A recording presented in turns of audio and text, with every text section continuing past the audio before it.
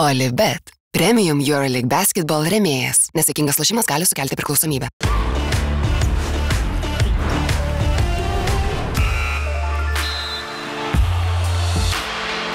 Tai šita Eurolygos ambasados laida su jumis sveikinasi. Šitą šaltą, gražią, žiemišką dieną.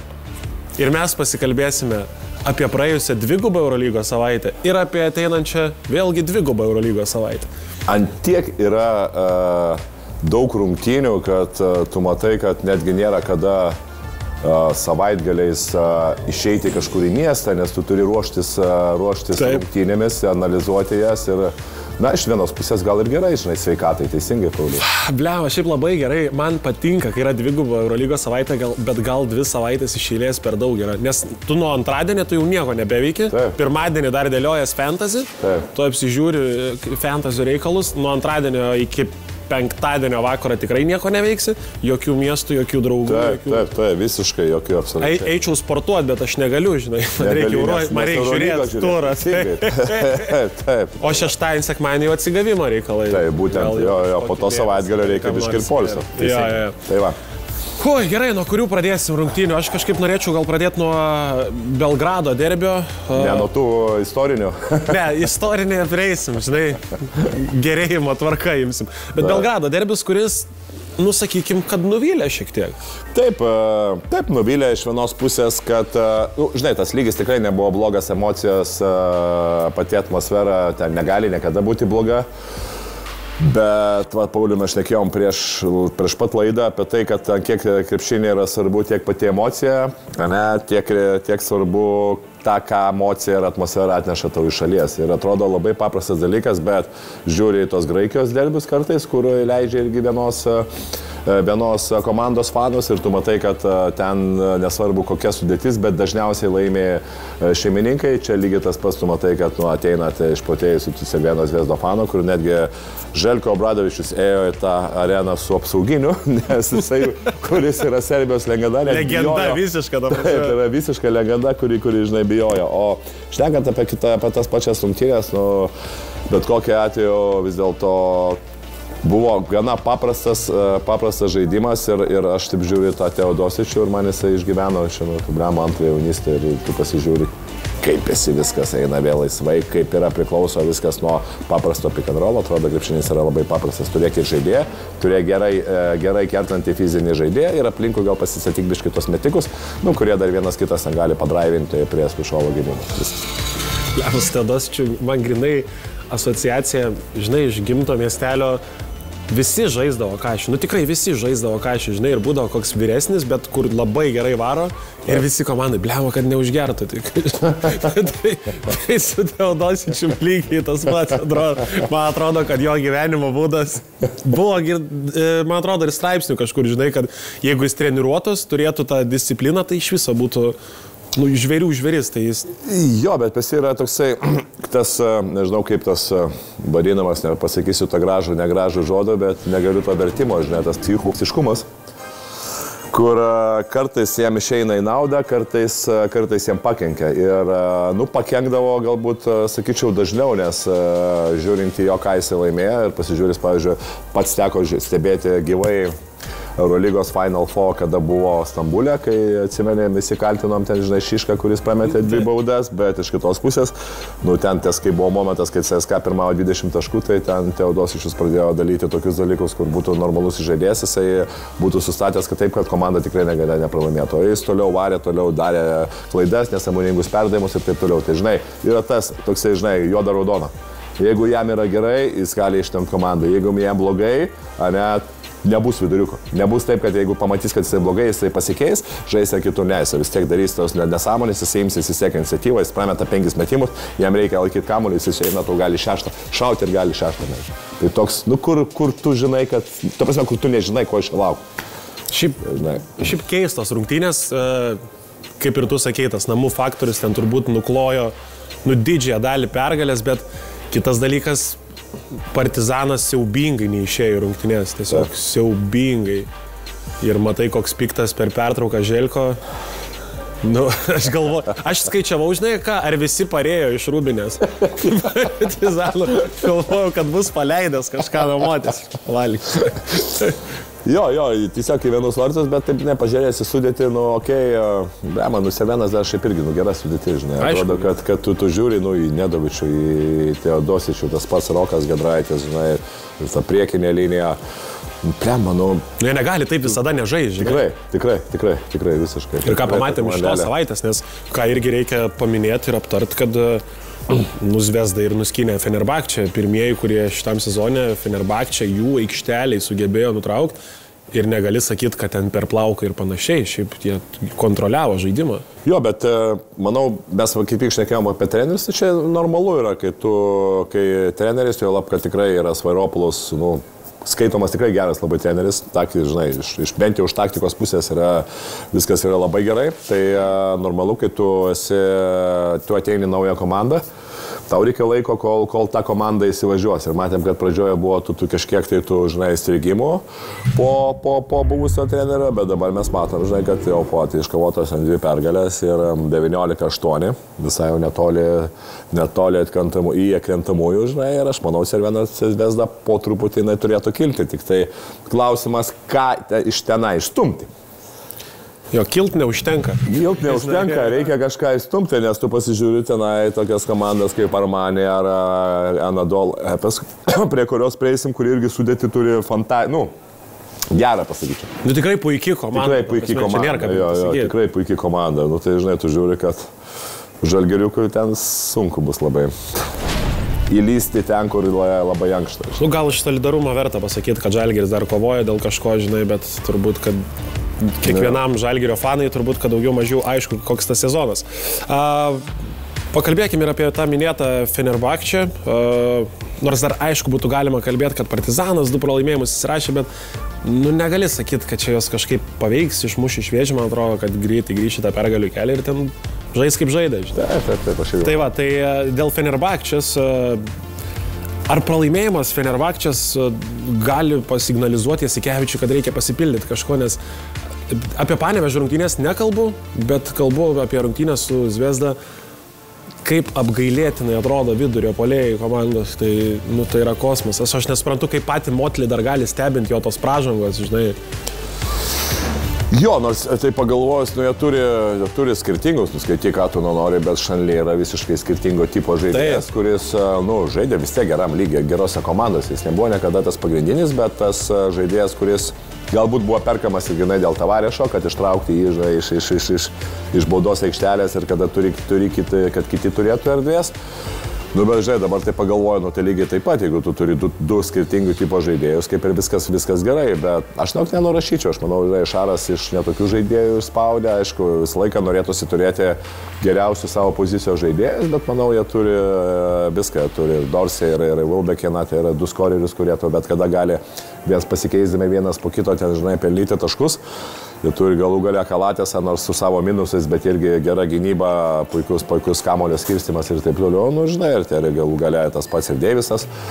Heisas Deivisas, žinai, irgi lygiai taip pat, labai geras sezonas, kai tik turbūt karjeros sezoną žaidžia, žinai, o šnekant apie centro puolėjus, nėra jie labai prasti, tik aišku, žinai, tos kartais tos motlė tokie bangavimai ir tos pražangos arba užtarų statymas, kiek jisai gali su tom užtarom, žinai, polime pražangas pasirinkti.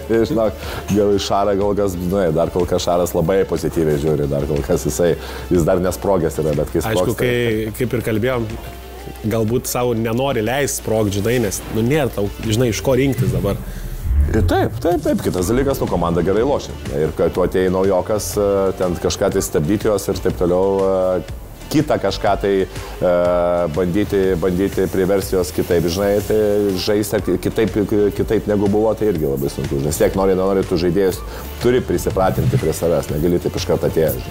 O tu žiūrėjai tą mačo Panevėžį, buvai gal? Ne, aš komentavau tada Žalgiriuką, highlights tik tai permečiau, nežiūrėjau tų varžybų. Bet... Šiaip fantastiškai sutryptas Makabis, prasme, wow. Ir Fenerbahčei, šiaip, manau, kad jie jaukiai jautės, žinai, Panevėžį.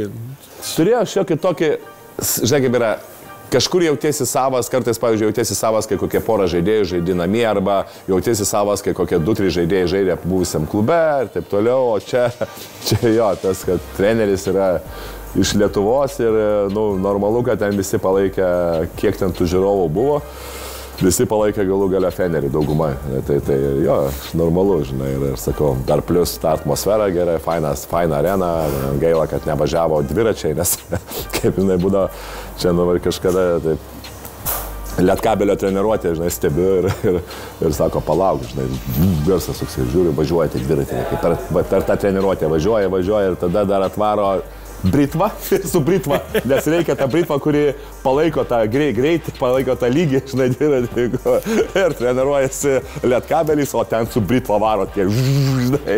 Aš šiaip dabar, kaip pasakėjai, ačiū Dievui, kad nebuvo tikrai treko varžybų kokių. Kur pradeda žinai to varpus skambinti, kad paskutinis ratas.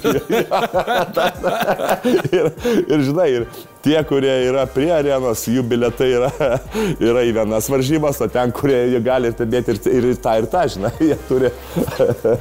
Aš, nors grįžtant apie Maccabi, nebuvo jiems labai prasta savaitė, aišku, jos sutripė Fenerbahče, bet laimėjo prieš Monako, jeigu neklystu. Ja, prieš tai prieš Žalgirį laimėjo dar tai. Nu, tai taip. Aišku, prieš Žalgirį ten turbūt svarbiausia iš tų pergalių buvo, žinai, kad važiuoji be lyderio. Bet man toks klausimas, žinai, nes jau buvo pranešimų, kad žaidėjai, legionieriai atsisako, žinai, žaisti vietinėse pirmenybėse. Ir važiuojant dabar į laidą pagalvoju, gali būti toks scenarius, kad jie tiesiog pradės skirstytis sezono metu? Bet aš nežinau, kaip jie gali skirstytis, jeigu jie gauna, matai, ten aišku, kiek žinau, po 10%, man atrodo, visi susimažino algas. Okay.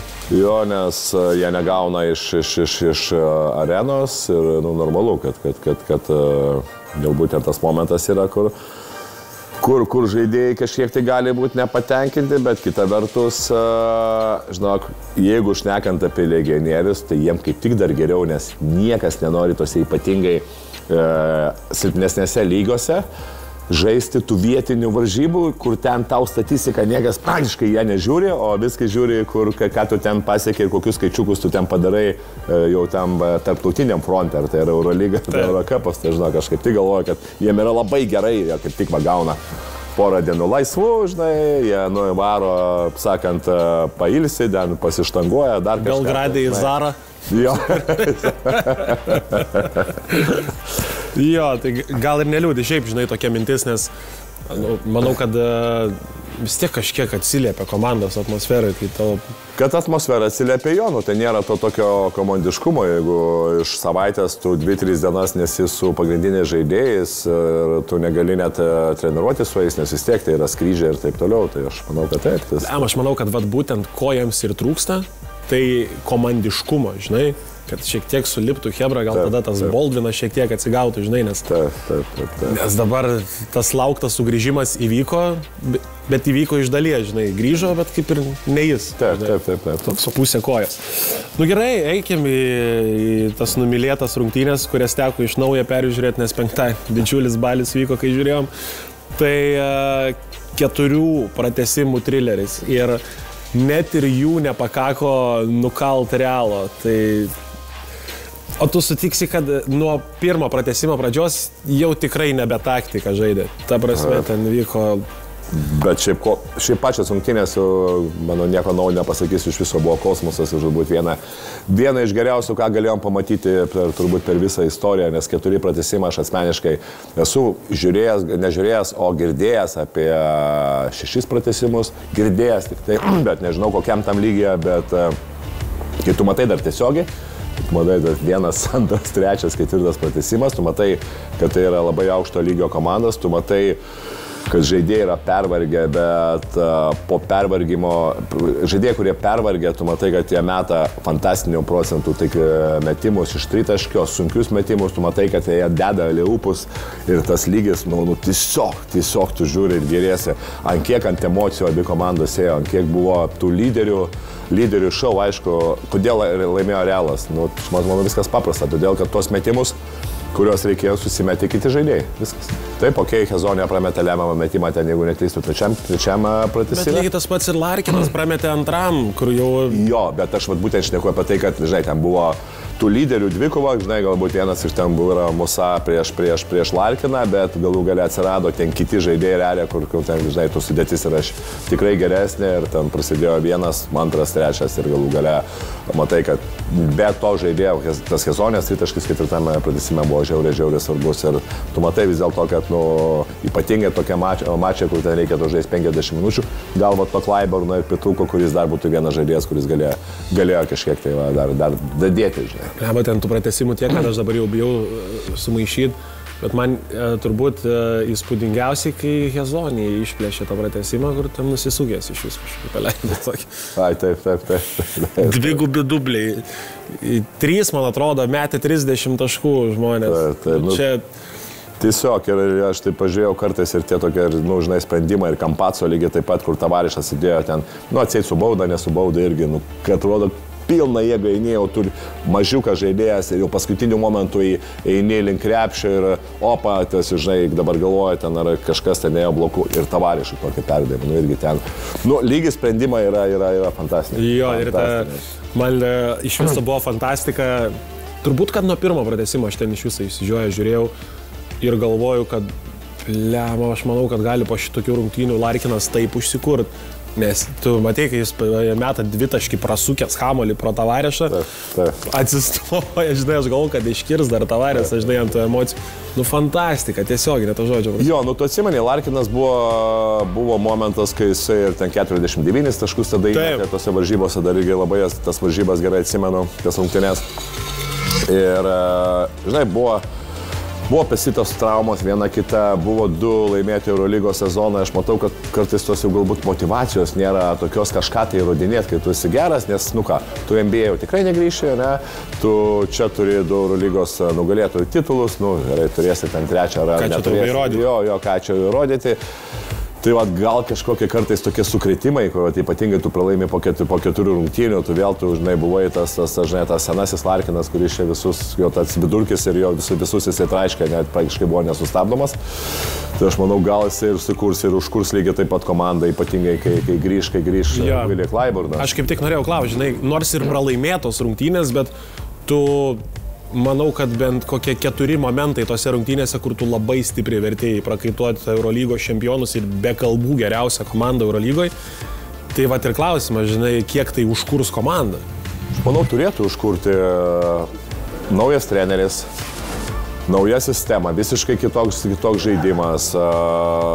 Treneris lygiai taip pat, nors ir buvo Eurocup'e ir šiaip apie irgi turiu geros nuomonės, ypač iš turkų.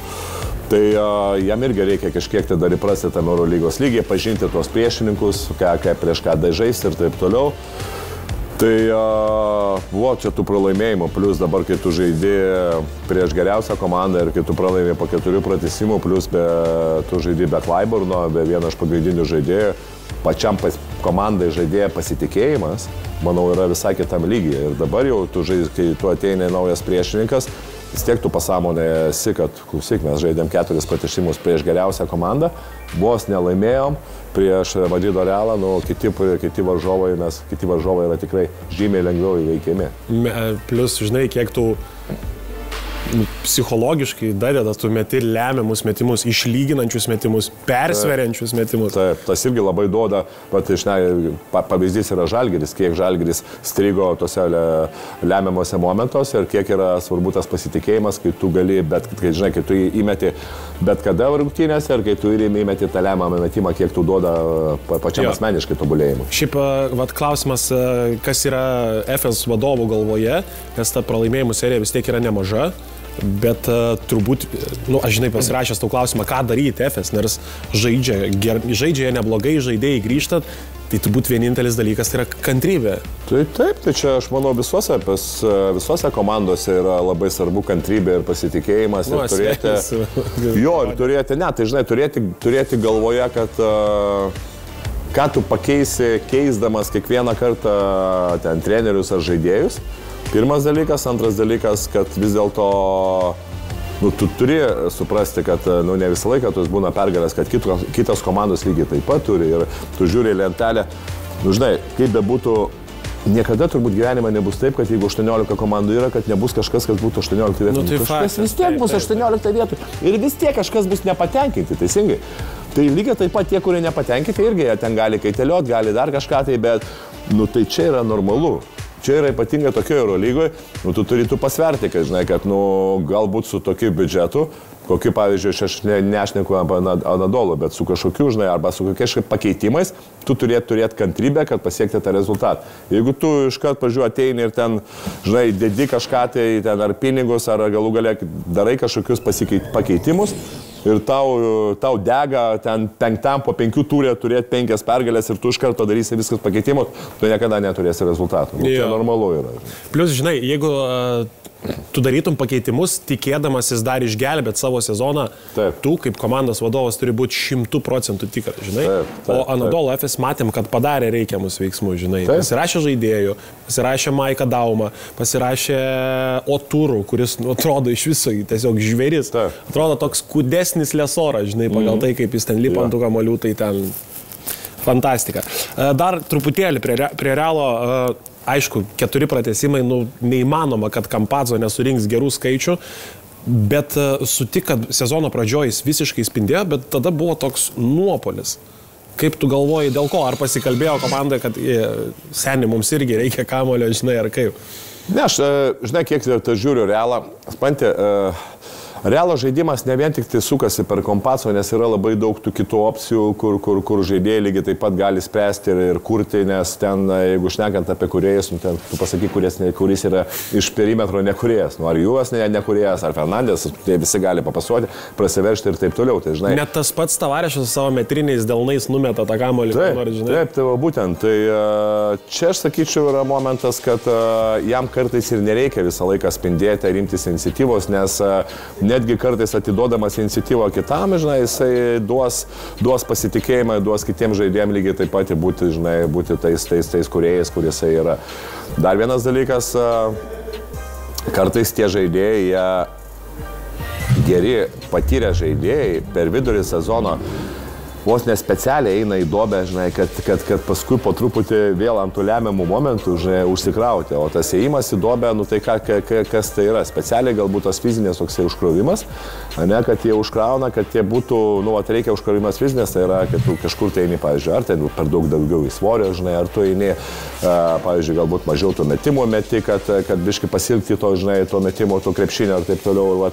Per vidurį sezoną būna, kad tie žaidėjai eina tokia specialiai duobelės, kad paskui galų gale vėl iškilti ten link pavasario, žinai, nes visą laiką išlaikyti optimalią formą, kaip ir nežinau, ten paprastas dalykas yra, kad kultūrizme, kaip žmonės, žinai, ten domėjausi, kur jie eidavo, specialiai eina, niekada negali varžybinio momento išlaikyti, varžybinio formos išlaikyti, nes tu paprasčiausiai nekilsi. Tai yra sėdimas, užsikrauna ir tada jau varo tenai, arba ten prieaugino lašinio, prieaugino masės ir tada ryškinas. Tai čia krepšinėje irgi tu gali išvelgti kažkokių tokių panašių dalykų, kur lygiai taip pat tu turi užkrauti, ar lygiai taip pat eiti į apačią, kad paskui kilti į viršų. Nors jis gerai sustartavo, tada kaip ir viskas ok, šiek tiek galiu atleisti. Taip atleisti. Ir be manęs yra, žinai, kam patraukti.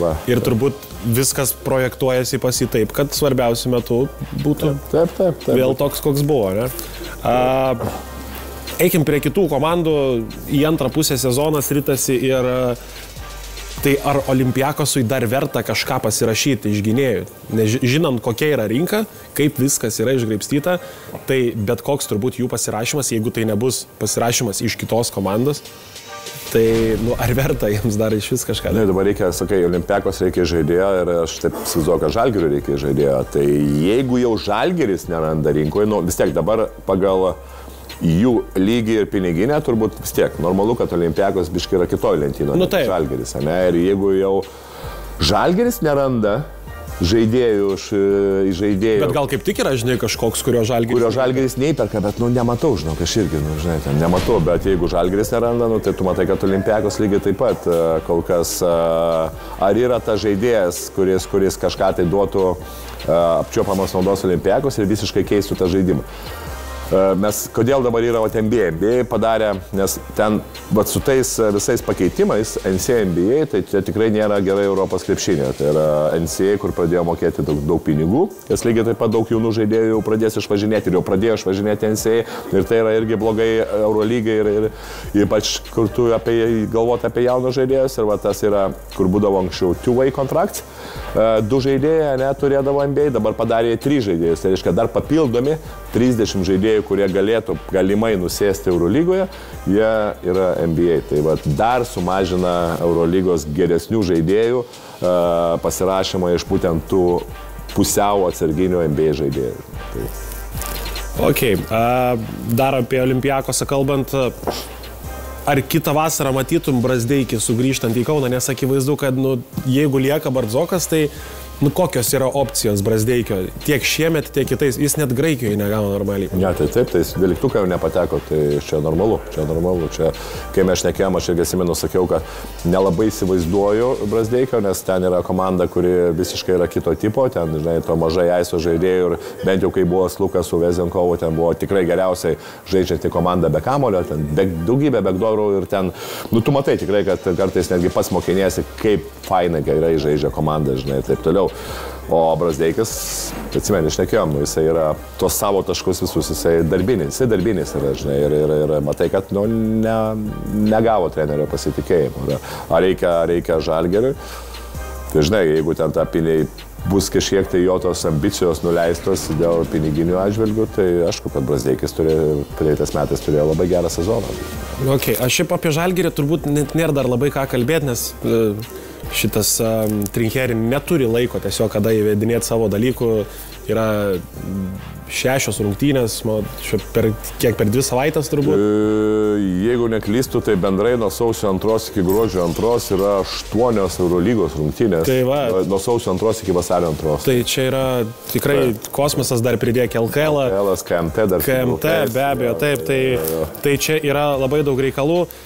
Man tik tai klausimas, žinai, žiūrint jau taip tolokai, gal dar per anksti, bet žiūrint į kitus metus, kaip tu manai, koks tas brandolys Žalgirio kitais metais bus, tai vis dar bus lietuviškas brandolys, ar komanda bus renkama pagal trenerį, nes visiškai viską sudaryti lietuviškų brandolių ir neleisti nieko pasirinkti tokiam treneriui kaip Trinkieri, irgi būtų klaidinga. Net aš 1000%, kad leis pasirinkti, aš net neabejoju, kaip tu gali neleisti pasirinkti treneriui, kuris ateina jau su savo kažkokiu svoriu ir jisai turi tikrai tokia išreikštą savo sistemą. Tai išreikštą sistemą vis tiek, ką jis teko pasidomėti ir iš Preitorius, ir iš kairiais treneriais skautai išnekėti, ką tikrai domėsi labai apie būtent tos smulkius dalykus, tai sako, apie Trinkieri yra vienas iš pagrindinių akcentų, tai yra labai daug 2 prieš 2 žaidimo. Ko mes kol kas Žalgirį visiškai nematom, nes Žalgiris neturi nei vieno 2 prieš 2 gerai žaidžiančio žaidėjo, nei vieno. Ir tada, jeigu tu turi gerai 2 prieš 2 žaidžiančių žaidėjus, tai ko tau reikia? Tau reikia gero žaidėjo, kūrėjo aikštelė, tau reikia gerai rolinančio centro. Taip, ir tau reikia aplinkui būtent to tokių galbūt daugiau metikų, kurie tau spotapiniai galėtų mesti, arba ten vienas kitas, kurį galėtų dar drivinti, aišku, prie switch-all gynybos. Tai va čia yra turbūt pagrindas, kokia jo yra sistema. Ir kitas dalykas, normalu, kad lietuviškas, taip pat ne brandolys, bet lietuviškų žaidėjų ir pagal taisyklės, ir pagal LKL, taip toliau, jų turi būti, kad vis tiek tai yra galų gale, tu nori tuos fanus pritraukti ir tu be lietuviško nieko be lietuvo žaidėjų nieko nepasieksi. Tai yra momentas, kai tu turi turėti bent jau kai kurias žaidėjus, kurie laikytų rūbinę ir kuriem būtų svarbu ta komanda. Tai, žinai, dabartinėje situacijoje, aš manau, vienas kitas galbūt lietuvis irgi reikėtų pagalvoti apie jį, žinai, ir aš tam pirmoje vietoje ne vieną kartą sakiau, bet priklausomai, gal ir blogai kažkiek tai, kad tas sezonas tiesiog buvo gerai Kauno Žalgiriui, tai yra Tadas Sidekerskis.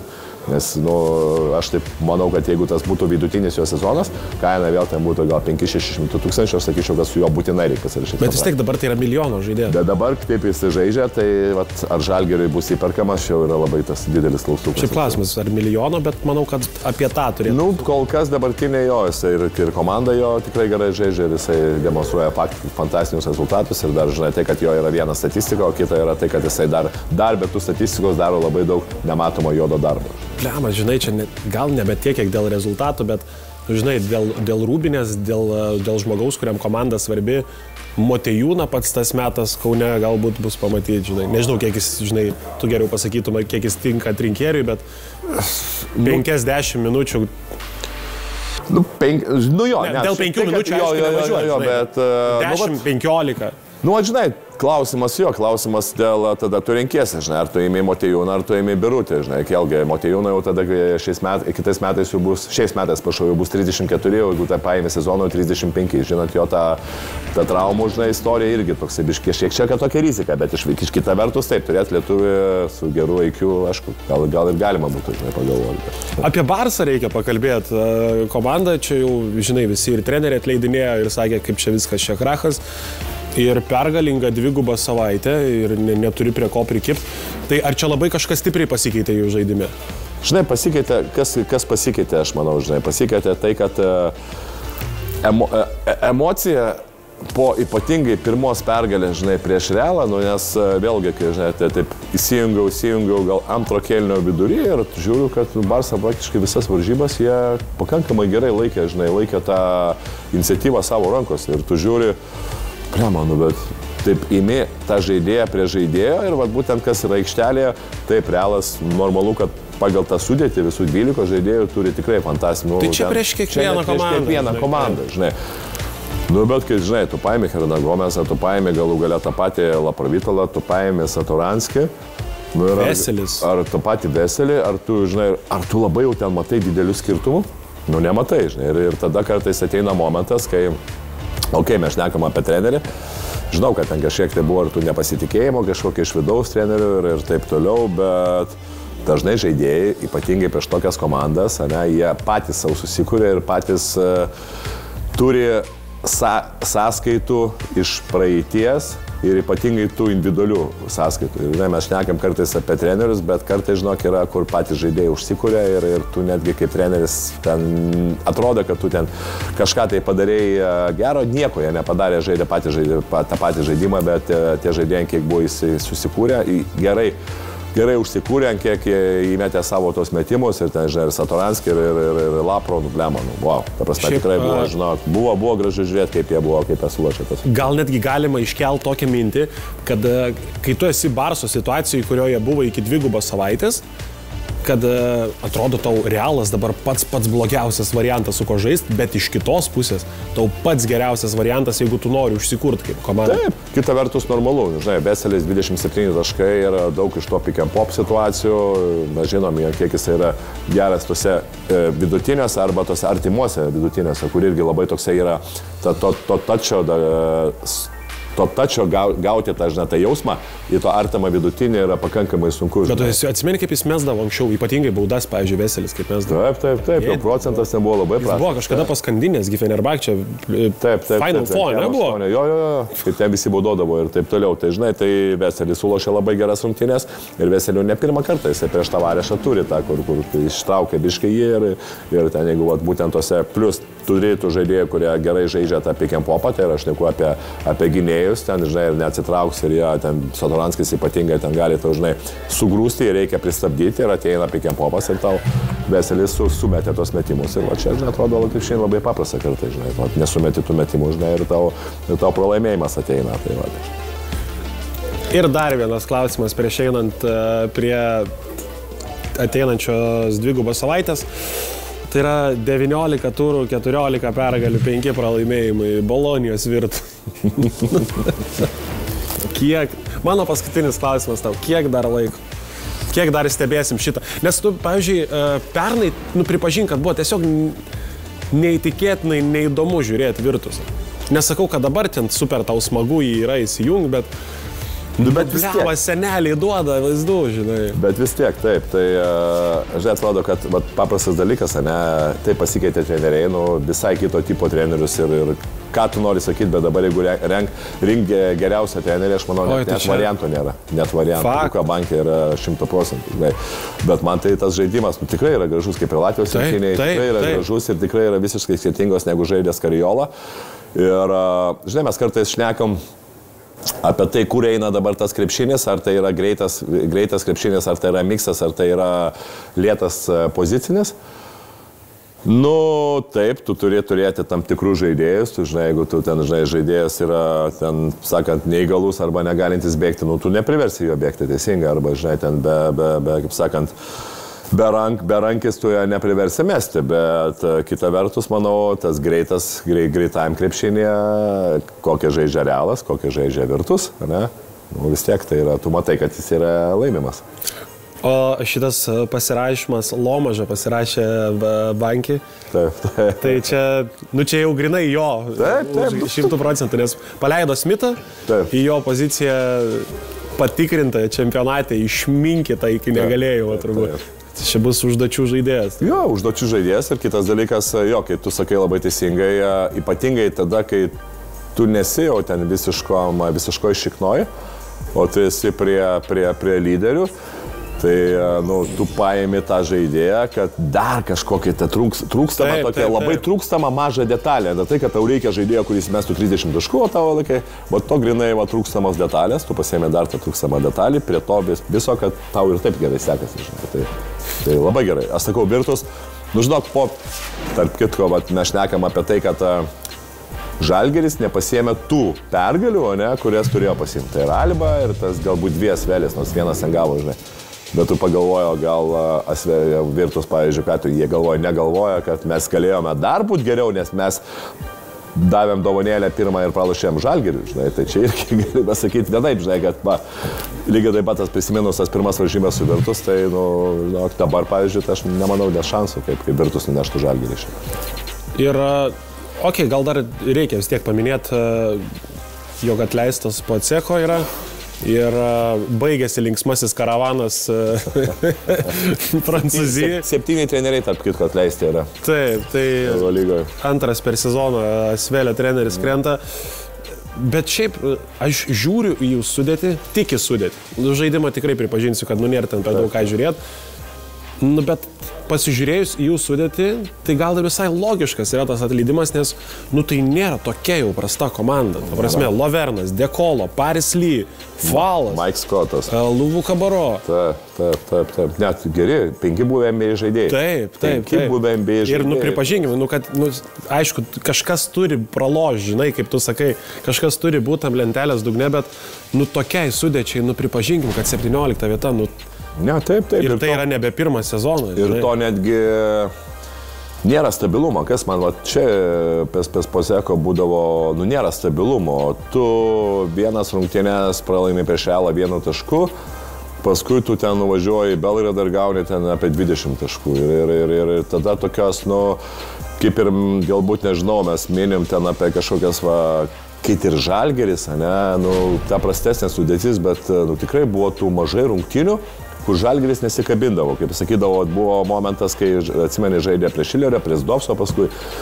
Nu, kai tu matai, kad ten nu, minus 20, minus 30, ten nėra variantų, nes nereikia 7% sudėties nėra. Dabar čia, nu, tu matai 1.3, taip, ten tai, žinai, nu, nėra taip labai blogai, bet, sakau, pas Asvelį, aš sakau, ta komanda, kur bent jau žaidimo prasme, aš nesakau apie lentelės, bet žaidimo prasme jie tikrai turėtų rodyti stabilesnį žaidimą. Šiaip, žinai, čia ne tik tai Poceko kaltinant, bet sudėjus dabar praėjusį ir šį sezoną per 53 rungtynės iškovotos 11 pergalių.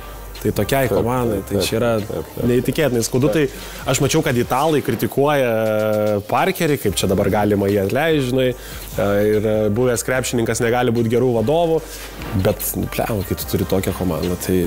Ne, nu, kad pirmas dalykas, tai kad jų pasikvietė, biškai, jau buvo toks man klausimų, nu, aš nežinau, šiaip, nu... Aš žinau, kur matau Poceko, man groja tik tai tą muzikėlę, galvoju, tai čia, žinai, trumpai, linksmai pabūsiu ir išvarau.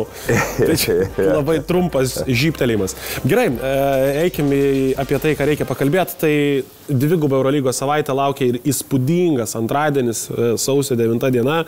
Mūsų laukia 7 Eurolygos rungtynės.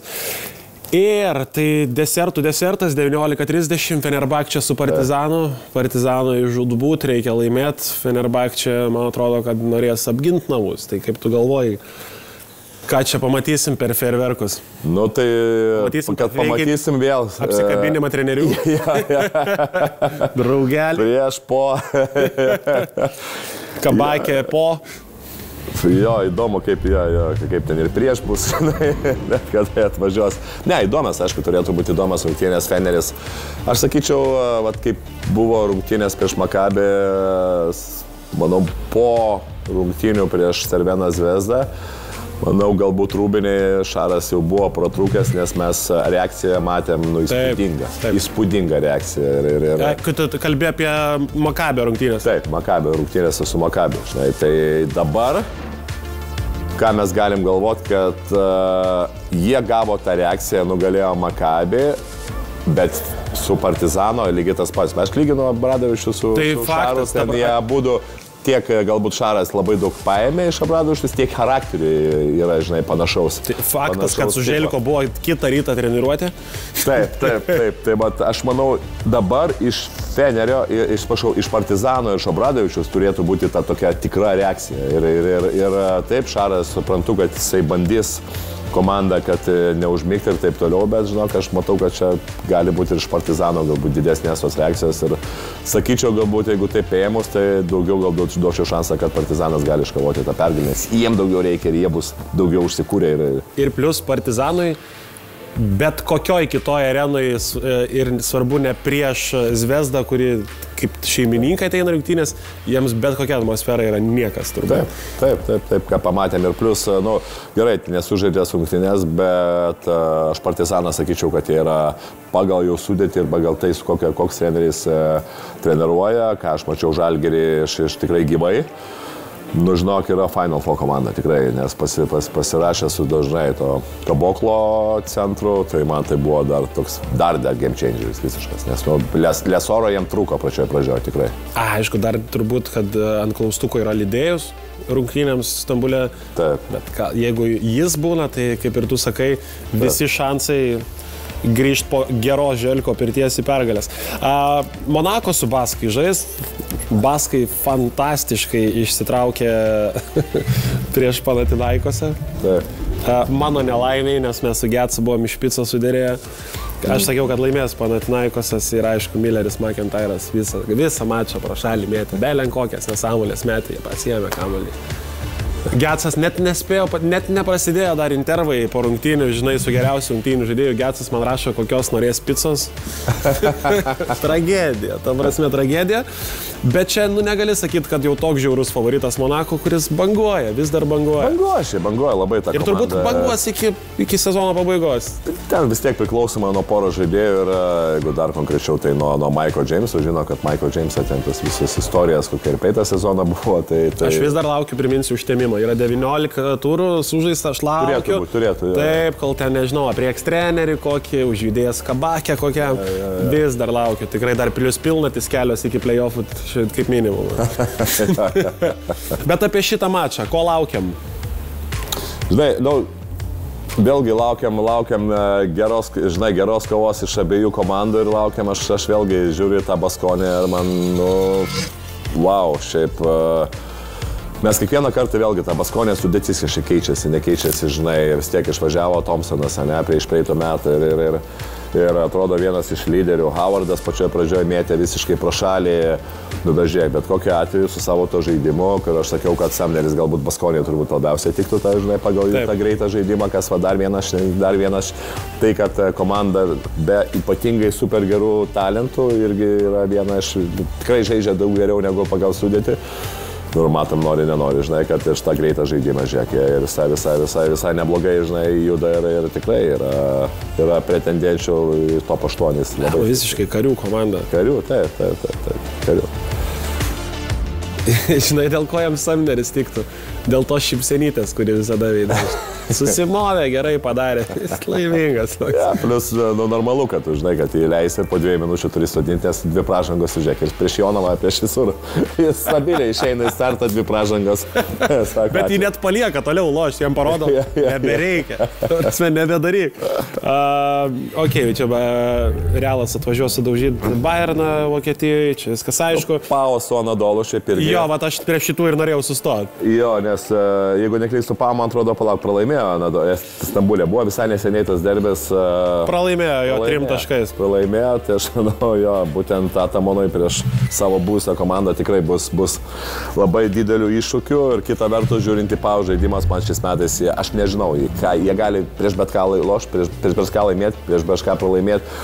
Nu, žinai, visą laiką ta Atamano žaidimas buvo šiokių tokių, bet buvo ten momentėlis, kai tą labai pagavas buvo ypatingai per tą pandemiją, kur labai stabiliai žaidė, bet čia aš jau su Pau, tai taip pašokinėja. Visiškai tokia žaidė. Plius, manau, kad tokie savim pasitikintis atvažiuos Anadolu, žinai, po mačo Ispanijų. Koks skirtumas, kad pralašė? Mes jau kalbėjom. Taip. Tai čia visiškai nestebintų turbūt Anadolu pergalė. Nežinau, Klaiburnas dar neturėtų žaisti, aš kiek žinau. Ko gero ne. Ko gero ne, tai jo, čia yra momentas, bet ką tu atsakai labai teisingai apie pasitikėjimą, tai aš irgi sakyčiau, kad gal ir ten lažybininkai prognozuos, kad Pau yra favoritai tų rungtynių, bet Anadolu, manau, turi labai daug šansų, bent jau tą emocinę prasme pasimti Pau. Dar pasitaupė žaidėjus, čia matau savaitgalį. Larkinas nežaidė, tai bus labai įdomu šiaip. Valencija su Žalgiriu dar reikia vis tiek aptarti, tai yra klausimas tik dėl Pangoso, ar Pangosas bus, bet vis tiek kažkas jau turi pasimatyti Žalgirio žaidime su Trinkieriu, žinai. Turi, tai aš atsimenu. Vilerbane daugiau mažiau beviltiškai krytom. Jo, tai visiškai tai buvo labai prastas rungtynės Žalgiriui, nes nesustabdėm visiškai pačioje pradžioje Falo, paskui buvo Kabaro irgi lygiai taip pat, tai yra realiai 3 žaidėjai 96 FF. Tų 3 žaidėjų bendrai sumoje suėjimo sudėjus, tai Žalgiris dabar turi padaryti išvadas, kaip dengti galų gale, Pausto ir Valencijos komandoje yra Deivisas, bet jisai daugiau to, žinai, kuris iš pick and rollo, taip toliau Pausto judesius turi, bet nemanau jisai bus game changeris toksai kaip Falas, nes jisai vis tiek, ten jau momentas, kai Falą įleisdavo į pat baudos aikštelę ir ten jau tu negalėjai fiziškai prieš jį apsidengti, tai bus visiškai kito tipo centro puolėjas. Aš manau, Žalgiris turėtų padaryti tam tikrus pakeitimus, kaip ir minėjau, su dabartinė sudėtim be Samnerio ir be Holinso. Butkės dar nėra, Žalgiris, manau, yra žymiai silpnesnis, jeigu kažkas iššautų bent jau Samneris, tai yra iššauti, jisai turi jam duoti kažkiek to pasitikėjimą jam ir kažkiek tai tos žaidybinės laisvės, užmes metimus ir taip toliau, aš manau, prieš Valenciją gali pakovoti, bet su dabartiniam be Samnerio, žinai, Holinsą gal aš atmešiau, jisai daugiau yra ta žaidėjas, bet aš labai laukiu, kad Samneris gal vienas kitas rungtynės iššaus. Iššausys, tada bus kitų žaidėjų kažkas, kad iššautų, kad mes nugalėtume Valenciją. Gali vienas Evansas, jisai vis tiek susirinks savo 20. Reikia dar to potencialiai geresnio žaidėjo, kuris, gerai, tu kaip nori, Dimša geras žaidėjas, Gedraitis geras žaidėjas, bet Samneris NBA žaidė.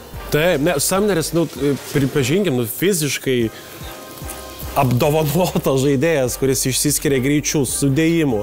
Jo, bet jis yra atviros aikštelės žaidėjas, taip, kur jisai neturi flauterio, jisai neturi kontaktę užbaigimo, kad dabar matė paskutinės varžybos, ten duoda muštis, Eurolygoje duoda muštis, bent jau tie teisėjai, kurie švilpė mums, Žalgiriui, ten buvo visiška, žinai, muštinės. Plius neturi polopo, neturi flauterio, bet jeigu tą greitą žaidimą Žalgiris vėl antradienį ypatingai atsigaus fiziškai po vakar rungtynių, nežinau, ar atsigaus ar neatsigaus, nes ketvirtadienį Žalgiris nebuvo toks šviežias kaip rungtynėse prieš Albį. Nebėgo taip. Tai Samneriui turėtų tas tikti. Ir dar vienas rungtynės. Trečiadienį Barsa su Olympiakos. Tai čia turbūt ir pamatysim, kiek truks tas atsigavimas Barsos, čia apie kurį kalbam, nes su Obradoru išvargo pergalę po pratęsimo savaitgalį.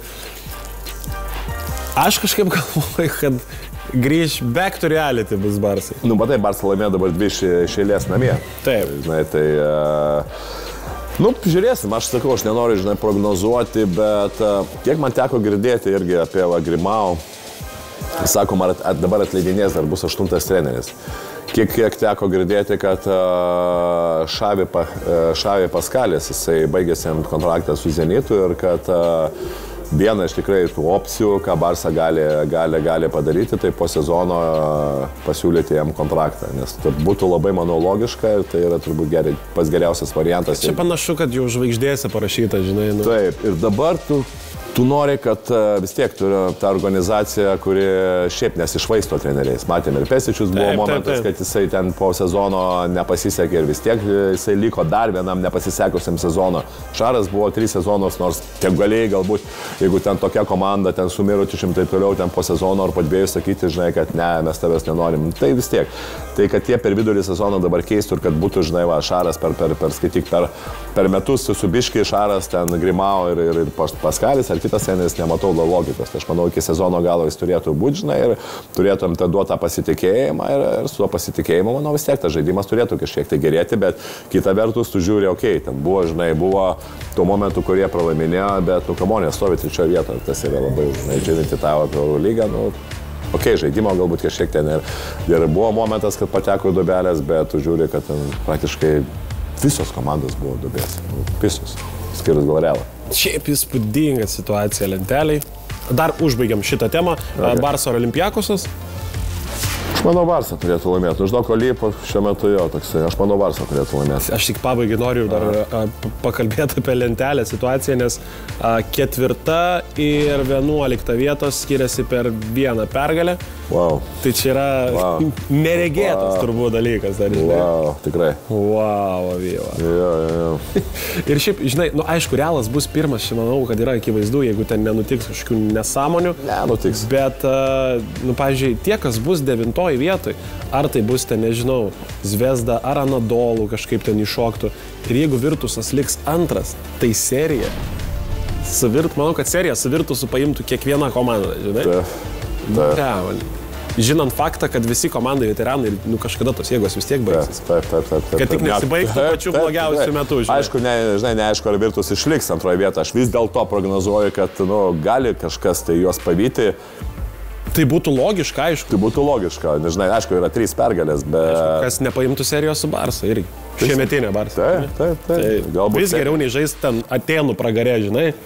Žinok, geriau aš tai atimčiau, ką aš matau dabar, tai manau vis tiek Šaras, taip, vis tiek yra unikumas ir manau, kad Feneris jau po truputį kyla, ir aišku, Partizanas. Manau, Partizanas irgi turėtų būti apie top 4 vis dėlto komandėlė. Tai vat to ir palinkėsim šioms Eurolygos komandoms, o mūsų laida reiškia milžinišką nepasitikėjimą Martynu Gecevičium, vienu blogiausių LKL krepšininkų šiai dienai. Ir visiems linkim gero turo. Olivbet. Premium EuroLeague Basketball rėmėjas. Nesėkmingas lošimas gali sukelti priklausomybę.